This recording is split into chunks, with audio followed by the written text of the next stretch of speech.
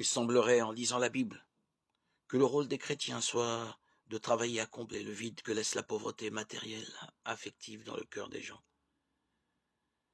En fait, Dieu agit en faveur des pauvres, non parce qu'ils sont meilleurs, plus justes ou plus méritants, mais parce que leur condition de pauvreté est une atteinte à la sainteté de Dieu, à sa justice. L'option préférentielle pour les pauvres dit quelque chose non des pauvres, mais de Dieu. Il est blessé, et dans sa toute-puissance qui efface toute distance, il va chercher le petit dans les recoins les plus ignorés et méprisés.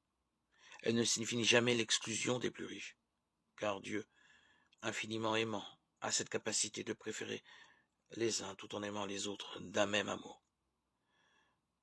Ce n'est donc pas un privilège attaché à la pauvreté, mais une manifestation de l'amour de Dieu, d'autant plus admirable qu'elle s'adresse à ceux qui en ont été le plus privés. En même temps, elle est un rappel pour tous les autres. Notre devoir est de travailler à la justice et au bien commun. Ne pas le faire revient à refuser la volonté de Dieu pour le monde et à lui mettre des bâtons dans les roues, car il veut agir pour tous. Mais il n'ira jamais contre notre liberté. Cette action de Dieu, c'est par nous qu'elle passe. Et notre docilité aux motions de l'Esprit Saint. Cette option préférentielle doit donc aussi être la nôtre.